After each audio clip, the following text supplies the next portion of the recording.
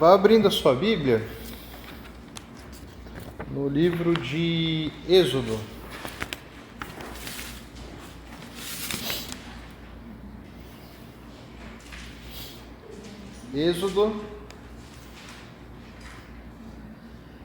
Êxodo capítulo de número 20.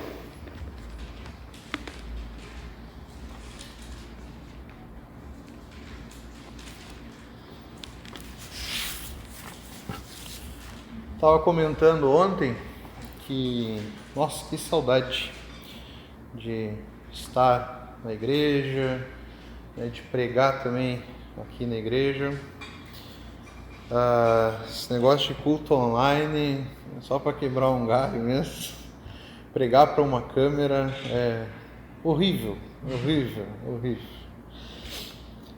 Então eu estou muito feliz da gente poder estar aqui. Pena que a gente teve que se dividir, deixar um pouco para ontem, um pouco para hoje. Em breve, tomara que termine isso, a gente possa estar todo mundo que nem latinha de sardinha aqui na igreja, bem fechadinho, amontoados. Amém? Hoje nós vamos começar uma nova série, e é uma série mais longa. Então nós vamos demorar aí uns 2 meses, 3 meses para terminar a série. A gente vai falar sobre a lei de Deus e a graça de Deus. Nós vamos falar sobre os 10 mandamentos. Acredito que todos já ouviram falar em algum momento sobre os 10 mandamentos. Você pode não ser uma pessoa cristã, você pode não ser crente. Em alguma novela, em alguma historinha, em algum momento você já ouviu os 10 mandamentos. Recentemente, acho que foi a Record que fez alguma novela, algum filme, sei lá. Então, é um tema bem conhecido. Em algum momento você já ouviu algum dos mandamentos também. Então, nós vamos falar sobre isso. E nós vamos nos aprofundarmos nos mandamentos. A ideia é que hoje a gente faça uma introdução, que a gente faça um início. Hoje a gente vai explicar um pouco para que serve a lei, quais são as confusões feitas acerca da interpretação sobre a lei. A gente vai falar sobre a salvação, sobre a graça em Jesus. Semana que vem, se Deus permitir, nós vamos falar sobre os mandamentos. Cada domingo nós vamos mostrar um mandamento e estudar a fundo. É por isso que o tema é mais profundo. Vocês vão ver que como a lei de Deus ela é boa, como ela é agradável, como ela faz bem e como ela é muito mais profunda do que nos foi talvez uma vez ensinado, ou talvez a gente tenha uma má interpretação acerca disso. Beleza? Então vai ser bem legal que a gente possa estudar junto a esse tempo, amém? Vamos orar antes da gente começar? Deus, muito obrigado, Pai, por esse dia, obrigado pelo privilégio de estarmos aqui na Tua casa, obrigado a Deus pela Tua bondade, obrigado a Deus pelo Teu cuidado sobre as nossas vidas. Perdoa os nossos pecados, perdoa as nossas falhas e esteja, Pai, com o Teu amor, Deus, esteja com a Tua graça, Deus, falando aos nossos corações, ó Pai. Que não sejam as minhas ideias, ó Pai, que não sejam as minhas palavras, mas que a Tua palavra possa se fazer viva, Deus, e que ela possa se fazer eficaz nos nossos corações. Em nome de Jesus que nós oramos. Amém. Também é a primeira vez eu sou uma pessoa nova, né? Eu sou uma pessoa muito jovem, né? Eu tenho meus 27 anos, né? Não ria. Eu acho que é a primeira vez que eu não lembro de ter pregado a mesma mensagem 2 dias seguidos. Já preguei, mano. É muito comum você pregar a mesma mensagem. Agora 2 dias, assim, um hoje. Então, é uma experiência bem diferente. Então, ontem foi o teste. Bom, vamos ler. Nós vamos ler um versículo hoje, 2 versículos, que está ali no Êxodo, capítulo número 20, que diz assim: Então o Senhor deu ao povo todas estas palavras: Eu sou o Senhor seu Deus, que o libertou da terra do Egito, onde você era escravo. Por hoje é só. Por quê? Quais são os motivos de nós estudarmos a lei de Deus? Por que nós queremos aprofundar na palavra de Deus, na lei de Deus?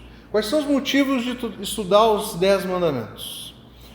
O primeiro grande motivo é que nós vivemos numa sociedade que está vivendo uma crise moral. Muitos acreditam que o nosso país, por exemplo, vive uma crise política. Outros acreditam que ele vive uma crise econômica. Mas eu quero te mostrar, eu quero que você entenda que, na verdade, o grande problema da nossa sociedade, o grande problema do mundo, é que nós vivemos numa crise moral. E em todas as esferas da sociedade, desde o nosso dia a dia, da nossa esfera pessoal, até as grandes esferas. Seja no meio político, seja no meio econômico, nós vivemos uma crise moral. Ninguém está nem aí para a lei de Deus, cada um quer viver de acordo com a sua própria vontade, cada um quer viver de acordo com seus próprios interesses, ninguém respeita ninguém, ninguém quer respeitar a lei. A gente está vivendo uma bagunça, uma confusão moral. E é muito comum nós culparmos os grandes líderes, principalmente Brasília. É muito comum a gente apontar lá para Brasília, para os políticos, para o presidente, governador, dizer assim: vocês são um bando de ladrões, estão acabando com a nossa sociedade, vocês estão acabando com o nosso país. Mas nós não nos damos conta de que as pessoas que estão lá, elas vêm de onde? Da sociedade, do nosso mundo. Só que é muito comum nós apontarmos o erro e a crise moral lá de Brasília, mas a gente não vê o nosso problema moral, os nossos erros, as nossas pequenas confusões morais. Isso a gente não vê. Antes de vir para o culto, eu estava vendo ali acho que no YouTube, teve isso é muito comum no Brasil, teve um caminhão que saiu da estrada, ele tombou e ele estava cheio de uma mercadoria, eu não sei o que era, mas gente, questão de 5 minutos, antes da polícia chegar, tinha uma multidão, mas não era 5 pessoas, eram 200, 300 pessoas. Aí você deve estar pensando assim: nossa, como tem gente boa, né? Tava todo mundo indo ajudar o caminhoneiro, né? Já pensou? Acho que todo mundo junto é capaz de conseguir colocar o caminhão em pé, né? Pro nosso caminhoneiro poder seguir estrada, né? Seguir viagem tranquilo. Gente, tava todo mundo lá para saquear o caminhão. Cada um correndo com um negócio na mão. Não tava ninguém aí, para o caminhoneiro, para a situação. Outra coisa que eu acho muito engraçada é quando chove, né? Aqui na nossa cidade aqui já é de anos, já choveu, alaga. E a gente vai lá culpar, né? A gente tem que cobrar responsabilidade, eu sei de tudo isso. Mas eu sempre, quando eu passo num bueiro, antes da chuva, o que eu mais vejo é lixo, cara. É lixo. Então a gente está preocupado com a crise moral dos outros, mas a gente não olha para a nossa responsabilidade. A gente não olha para o problema que está nas nossas mãos e nós estamos colaborando para isso. Então é muito, muito fácil você chamar uma pessoa lá que roubou milhões de ladrão. E quando te dão o troco errado no mercado, você fica quieto. E você não fala nada para poder ganhar uns troquinhos a mais. Isso não é errado. Isso não é errado, não. Culpa dele que deu mole na hora de dar o troco. Não é assim que a gente vê muitas vezes? Não somos tentados muitas vezes a fazer parte de uma corrupção moral? Só que o que mais me assusta é natural isso, infelizmente. O mundo é pecador, o mundo está contaminado pelo pecado. Mas o que mais me assusta é que essa corrupção ela chegou na igreja. Então, onde a moral deveria ser levada a sério, onde você deveria encontrar pessoas honestas, pessoas corretas, pessoas piedosas, você não tem encontrado mais. Antigamente, eu lembro que o meu avô contava para mim que quando ele ia na venda, eu já devo ter contado isso aqui na igreja, quando ele ia na venda, o cara da venda lá, o vendedor, podia nem conhecer ele. Se ele falasse que ele era cristão, o cara da venda falava assim, não, pode levar, depois você me paga. Então o fato de você ser cristão tinha uma identidade de uma pessoa honesta, de uma pessoa responsável, de uma pessoa comprometida, de uma pessoa fiel. Você falava crente e remetia a essas coisas. Uma pessoa que obedecia a lei de Deus, obedecia a lei dos homens, que hoje você fala crente, as pessoas já te olham de atravessado. Hoje crente virou sinônimo de sem vergonha, de ladrão, de desonesto. Vocês não sabem a coragem que eu tenho que ter quando eu vou lá fazer um cadastro em algum banco, em algum mercado, alguma loja desses aí, e quando chega na hora da profissão. Qual é a profissão do senhor? Aí eu, pastor. Pastor hoje em dia está tão desmoralizado. Pastor é sinônimo de muita coisa ruim. Aí logo em seguida eu já falo, mas eu sou sério, viu?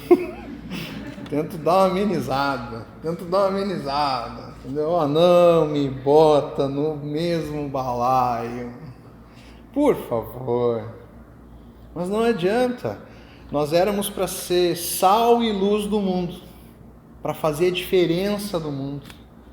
Mas a igreja está tão contaminada, os crentes estão tão contaminados que em vez de eles influenciarem o mundo, eles estão sendo influenciados.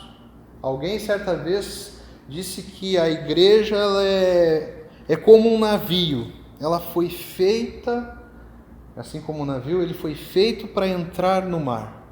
Mas ai do navio se a água entrar dentro. E é triste, gente. O que tem de igreja no fundo do oceano? Por quê? Não se preocupou com a lei de Deus, não se preocupou com a moral, não se preocupou em ser obediente à palavra de Deus. Então, crentes que se perdem, igrejas que se perdem, estão lá, assim como tem lá um navio no fundo do mar, tem muita igreja. E por isso que nós queremos estudar os mandamentos. Nós queremos estudar os mandamentos e nós queremos obedecer os mandamentos. Você já pensou? Isso não vai acontecer. Isso é uma utopia. Mas já pensou se todos obedecessem aos mandamentos? E você não sabe o que é os mandamentos? Jesus resume os mandamentos em amar a Deus com toda a sua força e amar ao próximo como a si mesmo. Já pensou se todos se preocupassem em colocar isso na prática, a viver isso? O mundo seria perfeito. Então, é lógico que isso não vai acontecer. Mas pode acontecer na nossa igreja, pode acontecer na nossa vida. Obediência aos mandamentos de Deus não te impedem de ter dificuldades, problemas e obstáculos na vida. Mas como nós vamos ver aqui, obediência aos mandamentos de Deus é como se você tivesse um manual de instruções de Deus para viver uma boa vida. Viver uma vida não da sua vontade, mas da vontade de Deus. O Criador, aquele que criou o céu, a terra e o mar, aquele que criou a humanidade, não só criou, ele deu as instruções, ele deu um manual para viver uma boa vida. E é isso que eu quero que você reflita nessa série que a gente está começando e vai ter aí pela frente. Um segundo motivo para nós estudarmos os mandamentos, que eu acho muito importante, é porque os mandamentos e a compreensão da lei, da obediência a Deus, ela tem sido má compreendida. Tem uma má compreensão sobre a lei e a graça de Deus. Eu vou mostrar para vocês e vou mostrar na prática o que isso quer dizer. Por exemplo, muitos acreditam até hoje, muitos cristãos acreditam e pessoas acreditam que para ser salvo você precisa obedecer à lei. Você só vai ser salvo por Jesus se você for perfeito na obediência à lei de Deus. Se você não for uma pessoa perfeita, obedecendo todos os mandamentos, você não vai alcançar a salvação. Você não vai ser salvo.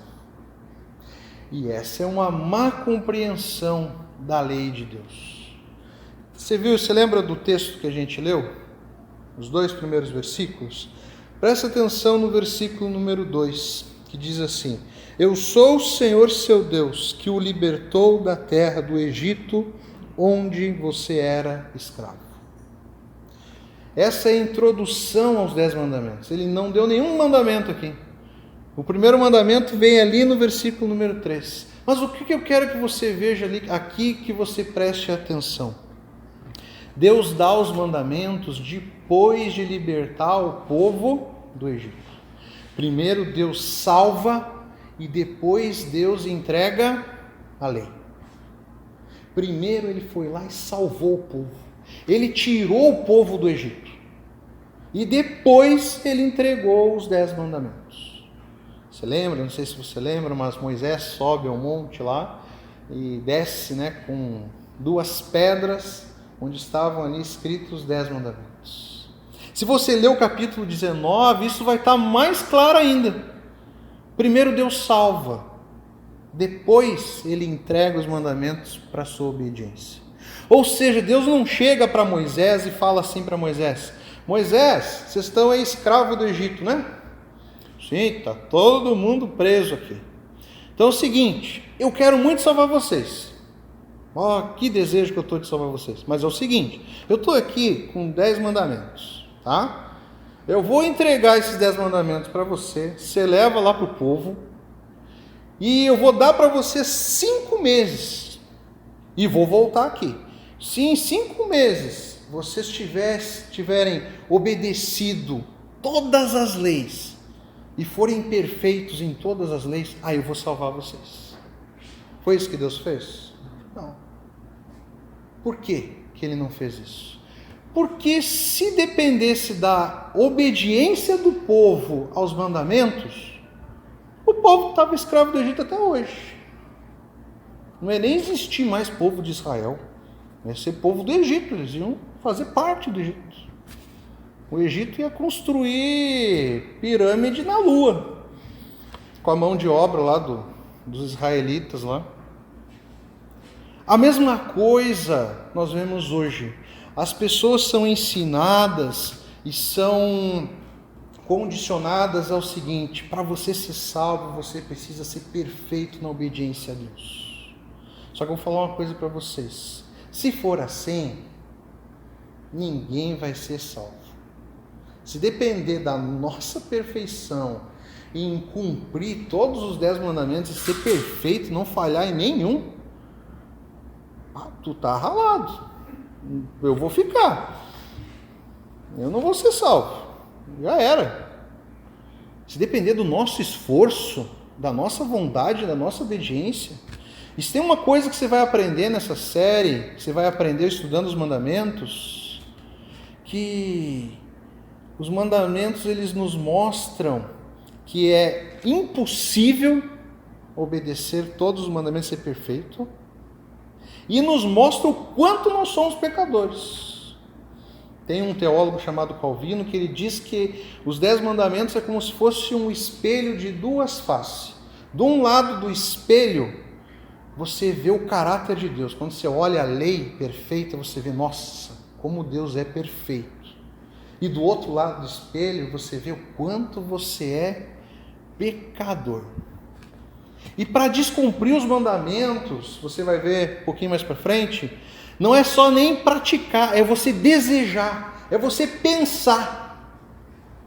Não é só você ir lá e roubar o dinheiro de alguém. Se você desejou roubar o dinheiro de alguém, você já está pecando. Você já está falhando. Já pensou se dependesse da nossa obediência para ser salvo? Por isso que Deus mandou Jesus Cristo morrer na cruz. Por isso que a salvação é por Jesus. Nós vamos ler lá em Mateus 5, 17, 18, Jesus diz: não penseis que eu vim revogar a lei dos profetas, eu vim para cumprir. Jesus veio cumprir uma lei que é impossível ao homem cumprir com perfeição. É impossível. Eu gosto de um exemplo que deixa mais claro isso. Tem um livro que, se não me engano, ele é o 2º livro mais vendido no mundo até hoje. Ele só perde para a Bíblia. A diferença é absurda. Nenhum outro livro vai ser mais vendido, mais copiado do que a Bíblia. A Bíblia tem mais de 3 bilhões de vendas. E esse livro tem 900 milhões de cópias vendidas. Uma diferença absurda. Esse livro se chama Peregrino. E ele é um livro cristão, de um cara chamado John Bunyan, um negócio assim. Nesse livro, ele é uma analogia da vida de um crente. Ele mostra a vida de um crente, entendeu? É uma ficção mostrando o dia a dia do crente, a caminhada do crente. Por isso que o crente é chamado de peregrino. Está peregrinando na vida.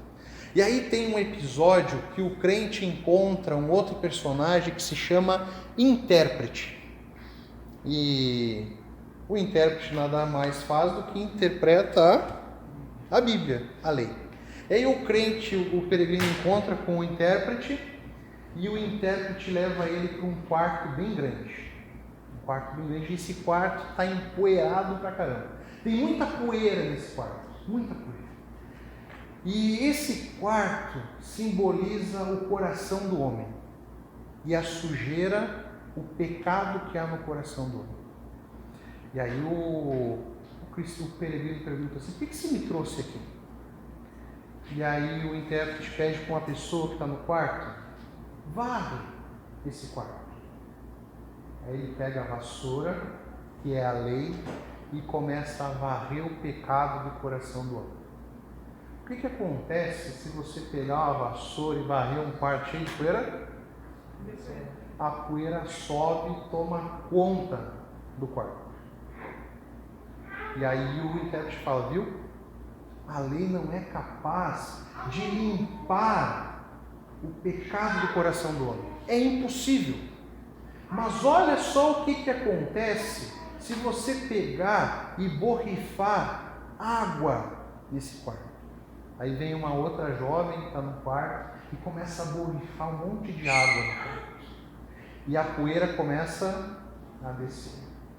Depois você faz isso em casa. Deixa um quarto fechado uma semana, 2 semanas, juntar bastante poeira. A poeira baixa porque a água domina a poeira, subjuga a poeira. E essa água, ela simboliza a graça de Jesus ali na cruz.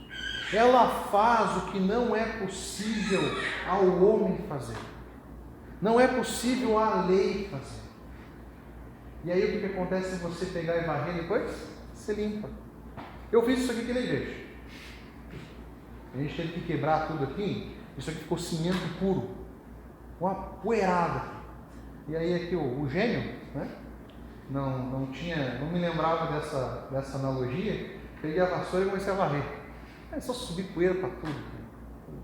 Aí o Márcio, o nosso irmão aí mais experiente, mais antigo, pegou o balde de pedreiro, encheu d'água, encheu isso aqui d'água e varreu sem levantar uma poeira. E qual é o grande problema disso, gente? Qual é o grande problema de nós pensarmos que para sermos salvos nós precisamos obedecer e sermos perfeitos a Deus? Aí vem outro motivo. Essa má compreensão, ela cria fardos na nossa vida e cria medos na nossa vida. Em vez de nós sermos libertos, termos uma vida livre com Jesus, uma vida de liberdade, sem o peso do pecado, nós vivemos sufocados, porque nós precisamos conquistar a nossa salvação. E aí nós podemos nos tornar o que nós chamamos de legalista. O que é uma pessoa legalista? É uma pessoa que acredita que para ela ser salva, ela precisa ser perfeita no cumprimento da lei. Ela precisa ser perfeita. Então a vida dela todo dia é uma vida de tentar ser obediente. Só que o que acontece, gente? Não tem como. Nós vamos falhar. Nós vamos pecar. E eu não estou incentivando você a pecar aqui. Eu não estou incentivando aqui a você ter uma vida do jeito que você quiser, ignorando a obediência a Deus. Eu só estou te dizendo a verdade. É impossível ser 100% santo, perfeito, sem pecado. Isso não existe. Não existe isso. É o que acontece com o legalista. Ou ele vai virar um hipócrita. O que é um hipócrita? Ele vai viver com uma máscara de santo e de perfeito. Infelizmente, nós estamos aí cheios, muitos líderes religiosos que se apresentam para a sua comunidade e para os crentes dizendo que eles são santos e perfeitos. Que eles, quando sobem no púlpito, eles estão sem pecado nenhum. Eu vou dizer uma coisa para você: se eu preciso estar 100% santo, sem pecado para subir aqui, eu nunca vou subir aqui. Nunca vou estar habilitado para subir no púlpito. Nunca. É impossível para um homem chegar num estágio de ser 100% santo. Por isso que Jesus Cristo morreu na cruz. Porque ele sim, ele foi perfeito no cumprimento da lei. Ele foi santo, não teve pecado na vida dele. Agora nós somos meros mortais. Nós somos pecadores. E aí essa máscara cria uma perfeição e o cara é hipócrita, ele é mentiroso, ele vive uma máscara dizendo aos outros que eu sou um cumpridor da lei, eu sou perfeito. Aí fica aquele monte de crente hipócrita. Tem uma vida perfeita aos olhos dos outros, mas você vai um pouquinho mais a fundo, você vai ver como que ele é podre tanto quanto você, pecador. Mas ele preza por ter uma vida que você olhe para ele e diga assim: nossa, esse cara é santo, esse cara é perfeito. E aí nós temos líderes aí que se vendem como pessoas santas e perfeitas, que se tocar nesses líderes vocês vão ser salvos. Ou você vai ser um hipócrita, ou você vai ser o que a gente chama de reducionista. Você vai reduzir o valor da lei. Você vai reduzir o aspecto da lei. Eu vou te explicar o que é você reduzir o aspecto da lei. Um dos mandamentos é não adulterarás. Tá? Não seja adúltero, não adultere. Lá no Antigo Testamento, no tempo de Moisés, era o apedrejamento. Se a pessoa fosse pega em adultério, o que acontecia? Ela era apedrejada. Tem um episódio que você pode lembrar que Jesus está lá no Novo Testamento e as pessoas começam a juntar pedras. Encontra-se uma mulher adúltera. Os fariseus, os mestres da lei lá pegaram uma mulher em adultério. E aí o que eles fizeram? Começaram a juntar as pedras para começar o apedrejamento. Aí começou aquele círculo lá, todo mundo com a pedra na mão e a mulher lá no meio. Aí Jesus chega para eles, começa a escrever na areia, que a gente não sabe o que ele estava escrevendo na areia, se ele estava desenhando uma casinha, não sei. Mas Jesus fala assim para todos eles lá: quem não tiver pecado, atire a primeira pedra. O que aconteceu? As pedrinhas começaram a cair. Ninguém atirou nenhuma pedra, porque todos reconheceram que eram pecadores. Quem eram eles para tirar a vida de uma pessoa que tinha caído, que tinha pecado? Mas o que é você reduzir a lei? O próprio Jesus fala num sermão que é bem conhecido lá em Mateus também, o Sermão do Monte. Ele fala que todo aquele que olhar para uma mulher com o desejo de possuí-la, já cometeu adultério com ela no seu coração. Então, infelizmente, a igreja não era para ser assim. Às vezes a gente encontra na igreja dedos apontados, julgando as outras pessoas. Olha lá, ó, pecou. Olha lá o pecador. Olha lá o pecador. E aí Jesus fala aqui, ó, tudo bem, você não adulterou, mas se você desejou adulterar, você já pecou. É tão pecado quanto você tivesse cometido o adultério. A lei de Deus, ela é muito mais profunda do que muitas vezes nós entendemos. Tudo bem, você nunca pegou o dinheiro de alguém. Você já desejou roubar alguém? Você está pecando. Você desejou furtar alguém. Você pode estar na sua cabeça: eu nunca matei ninguém. Às vezes as pessoas inflam, né, o peito para dizer, né, eu nunca roubei ninguém, eu nunca matei ninguém. Você nunca teve ódio de alguém a ponto de desejar a morte dessa pessoa?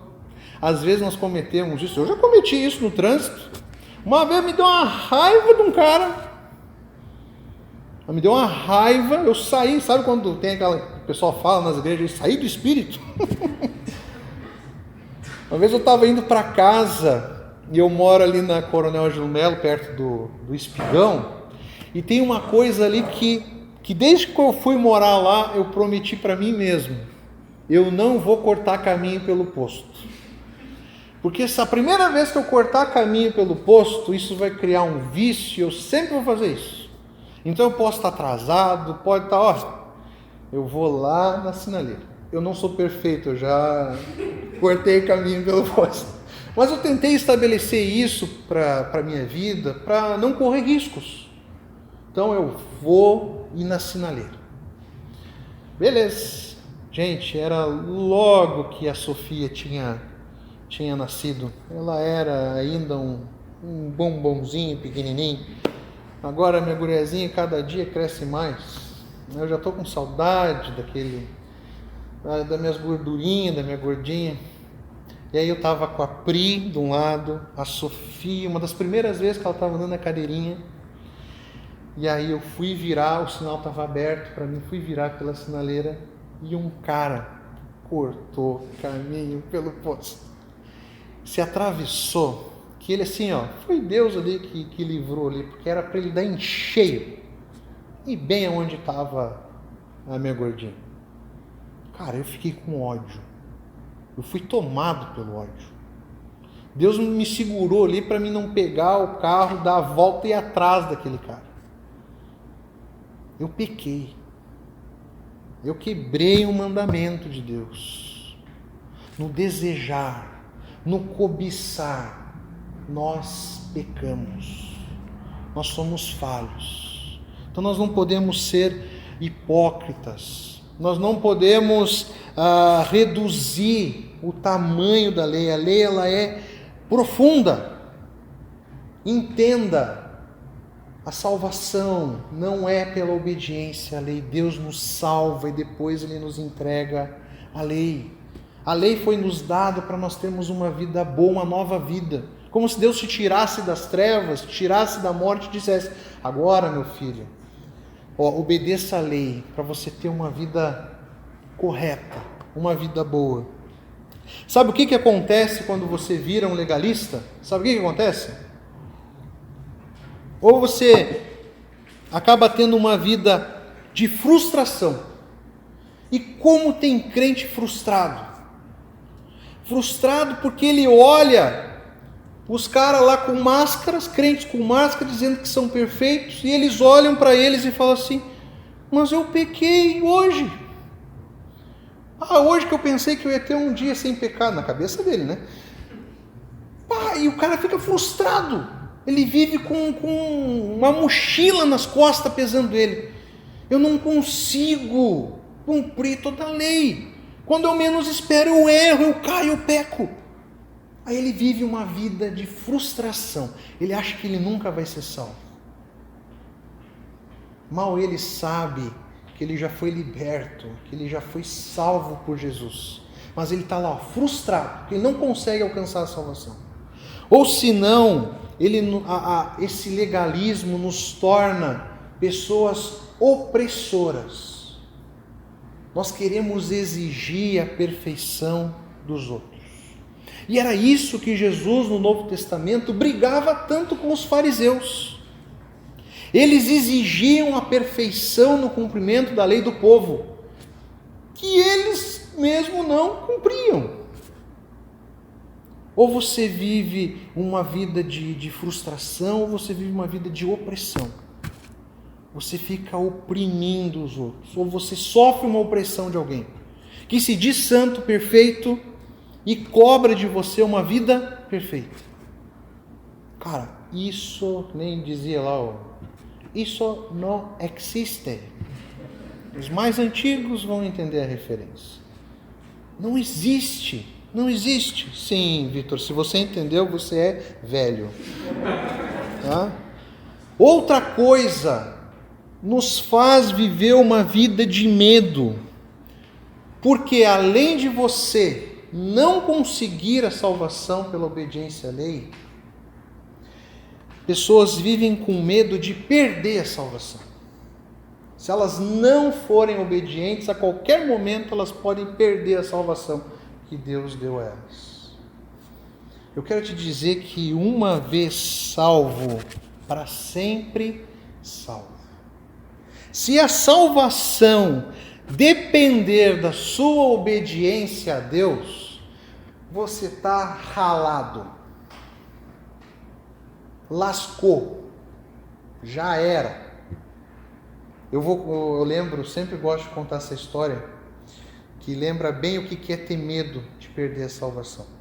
Eu tenho um amigo, faz tempo que eu não falo com ele, ele frequentava a igreja há muito tempo. Na época que eu era um pouquinho mais novo, ainda sou novo, né? Mas eu queria ir para um retiro de homens em São Gabriel. Só que a vaga nos carros, as vagas terminaram, acabou. E eu tinha uma motinha, 150, gostava muito. E eu falei assim, quer saber de uma coisa? Não tem vaga no carro, mas eu vou de moto. Vou para São Gabriel de moto. Mas eu não queria ir sozinho, queria companhia. E aí eu tinha um amigo que era muito medroso, mas muito medroso. E eu convenci ele a ir de moto comigo. Não foi fácil, mas eu convenci. Chegou no dia, a gente está lá de manhã, uma sexta, num sábado. Estou ali arrumando a mochila, arrumando a moto para viajar, e eu estou vendo que ele está nervoso, caminhando de um lado para o outro. Ele vira assim para mim e fala assim, Juninho, não vai orar não? Eu assim, podemos orar. Na minha cabeça que eu já entendi, eu já sei. E aí eu falei para ele assim, então mano, ora você para nós, hein? Nós temos uma viagem boa. Aí ele fechou os olhos e a primeira coisa que ele falou na oração dele: Senhor Jesus, perdoa todos os meus pecados. Na hora que ele falou isso, eu me segurei para não rir, pequei.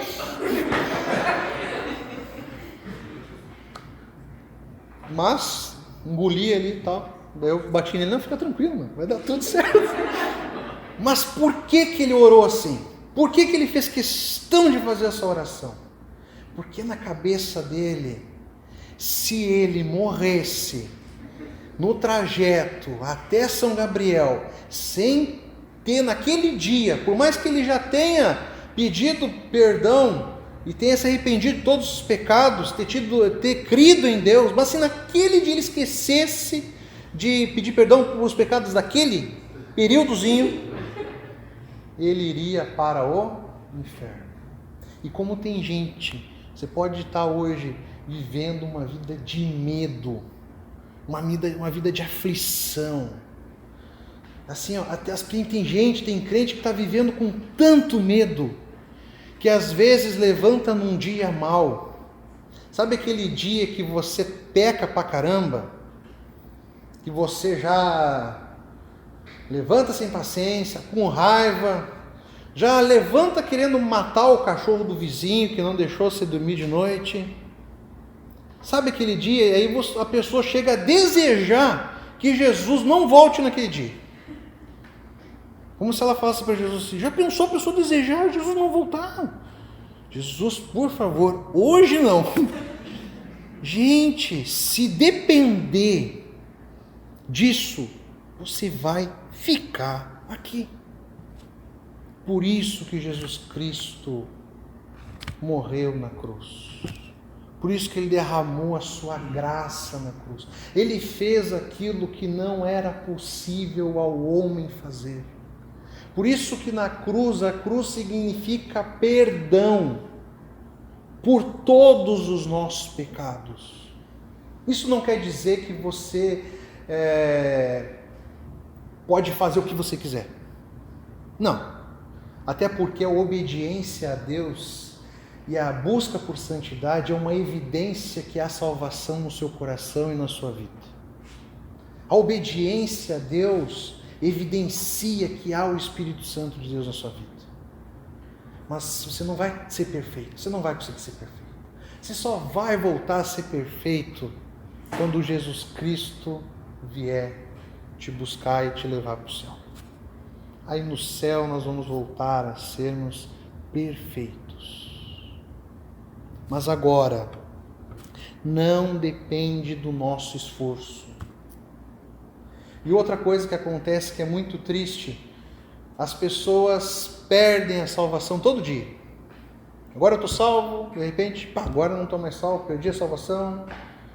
Imagina o medo, imagina a angústia de uma pessoa assim. Não sabe se Jesus voltar hoje, se vai estar no céu com Jesus, uma vida aflita. Eu quero que você viva uma vida onde você tenha certeza, onde você tenha segurança, de que não importa a hora que Jesus voltar, ainda Jesus pega e fala que vai vir como um ladrão da noite. Você sabe quando o ladrão vai te assaltar?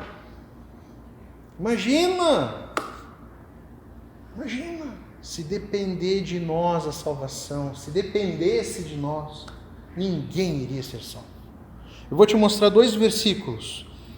Pedro 3,18 diz assim: pois também Cristo sofreu pelos pecados uma vez por todas.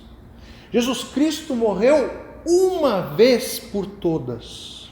Se você crê que você perde a salvação, significa que Jesus vai ter que morrer de novo. Porque se você crê que a salvação ela pode ser perdida, significa que o sacrifício que Jesus teve lá na cruz não foi eficaz. E ao contrário, o sangue de Jesus tem poder para salvar. Ele pagou na cruz um alto preço para que hoje você possa dizer que você é salvo em Cristo Jesus. O texto segue: Pois também Cristo sofreu pelos pecados uma vez por todas, o justo pelos injustos. O justo, o perfeito, morreu não pelos perfeitos, morreu pelos injustos. Ou seja, Jesus morreu na cruz, mesmo você não sendo um merecedor, mesmo você sendo um pecador e uma pessoa injusta. Ele não espera de você uma perfeição, porque você não vai conseguir. Por isso que a salvação da nossa vida é muito parecida com a salvação lá do povo lá no Egito. Primeiro Deus salva, depois Ele entrega a lei. Você sabe o que é a justificação? Deixa eu ver aqui quanto tempo que eu estou pregando. Porque... Rapaz, viu como eu estou com saudade? Saudade de pregar. Hoje eu vou pregar 2 horas. 2 horas. E quem dormir vai perder a salvação. Que maldade, que maldade. Brincadeirinha. Depois corta. Mas é verdade. Não, na verdade o outro, né? Gente, sabe o que é justificação? A cruz, Jesus Cristo morreu no nosso lugar. Ele nos justificou. Ou seja, sabe outro medo que as pessoas têm? Eu não sei se você tem esse medo, eu já tive esse medo. Nossa, cara, como eu tinha medo disso. Há um medo que as pessoas têm de que quando chegarem no céu, vai ter lá no céu um telão enorme, ou uma televisão LCD, plasma, o que você imaginar. Eu imagino que no céu tem uma qualidade superior, né? Tipo um 10K, né? Mas as pessoas vivem com medo que quando chegarem no céu, vai ter um telão enorme e vai passar nesse telão a tua vida inteira nesse telão. E todo mundo vai ver os podres da tua vida. Todos os teus pecados. Olha, eu vou falar uma coisa para vocês. Além disso ser absurdo, isso não está na palavra de Deus, não tem em lugar nenhum. Ou coisa chata, né? Já pensou a gente ter que esperar assistir o vídeo da vida de todo mundo? Vou falar uma coisa para vocês, a minha vida é muito chata, viu? Entendeu? Eu sou uma pessoa caseira, entendeu? Que gosta de ficar sentado. Na minha vida não tem aventura todo dia, entendeu? Já pensou? Aí vai passar naquele telão teus pecados, teus podres. E aí Jesus vai estar lá com uma tabelinha e ele vai analisar a tua vida para, dependendo como você viveu, ele vai te dar salvação ou não.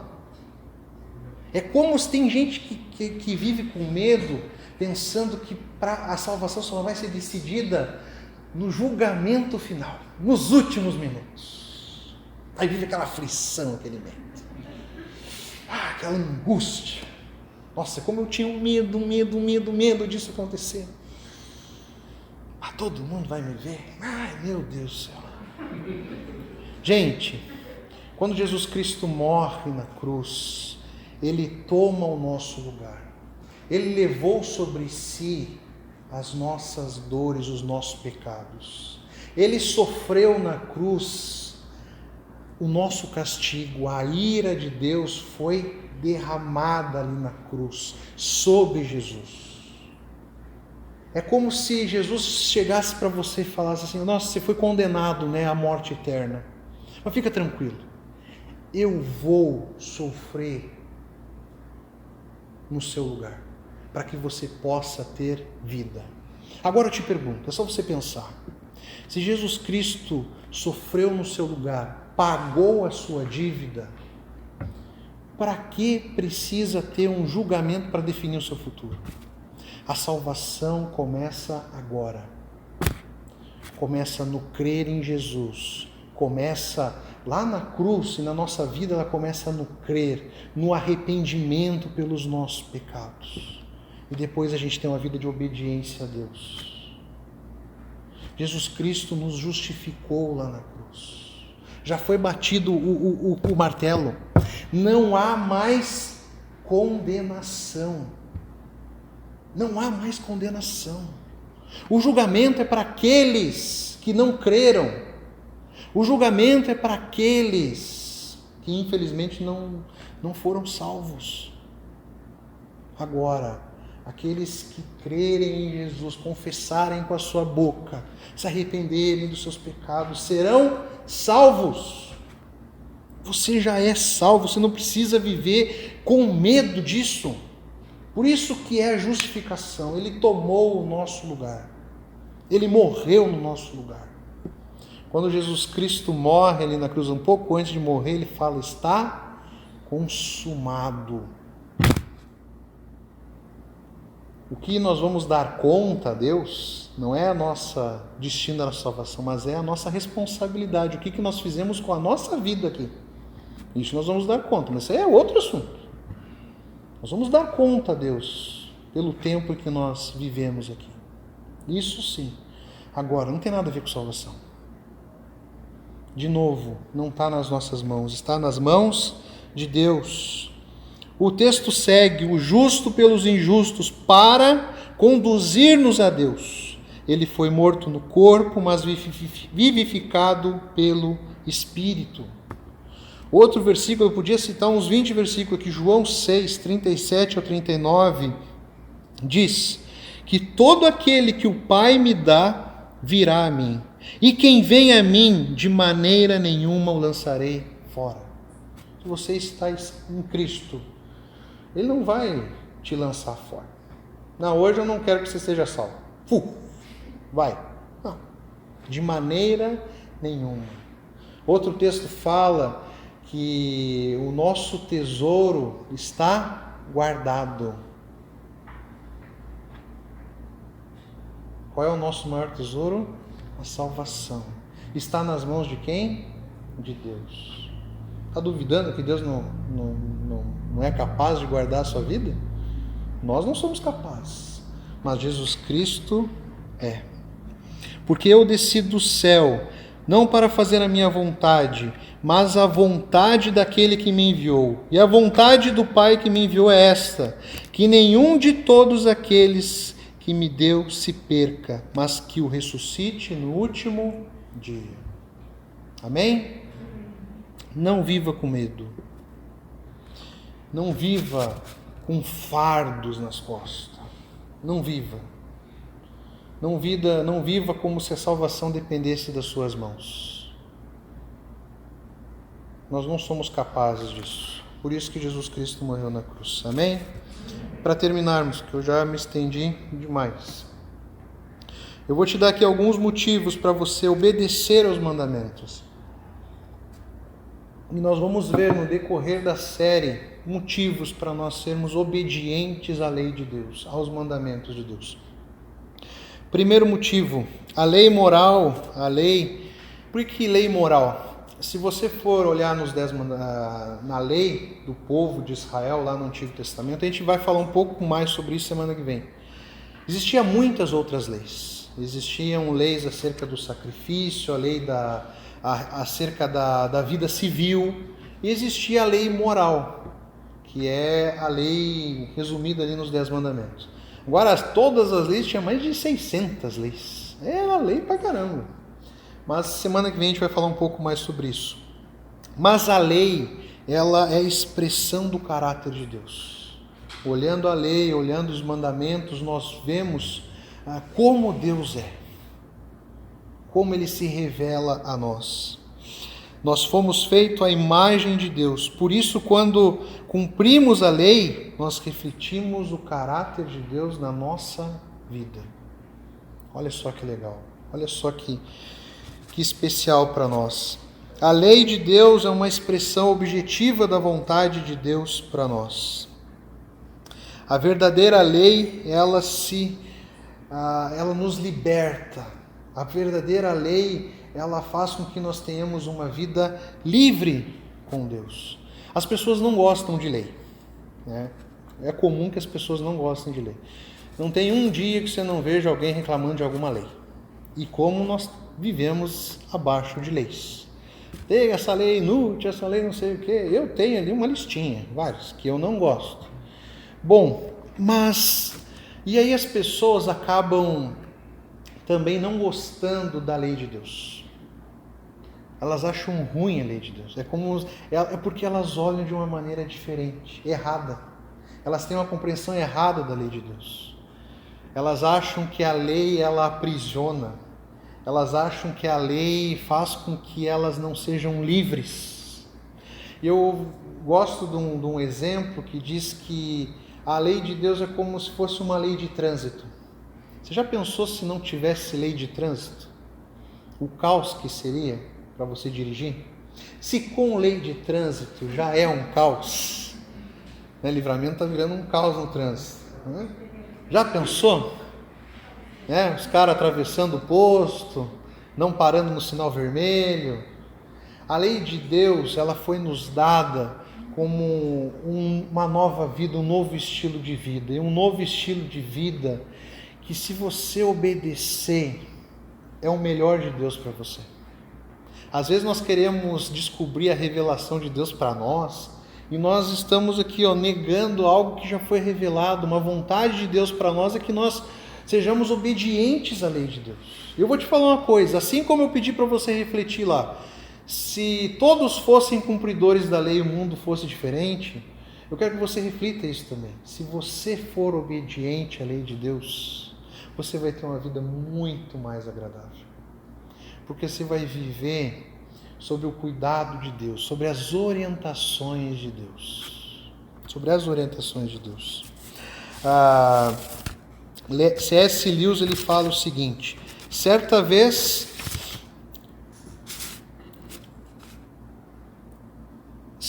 expressou que as boas novas da lei são como as boas novas de chegar à terra firme, depois que um atalho deu errado, atravessando lama, estrume e um pântano.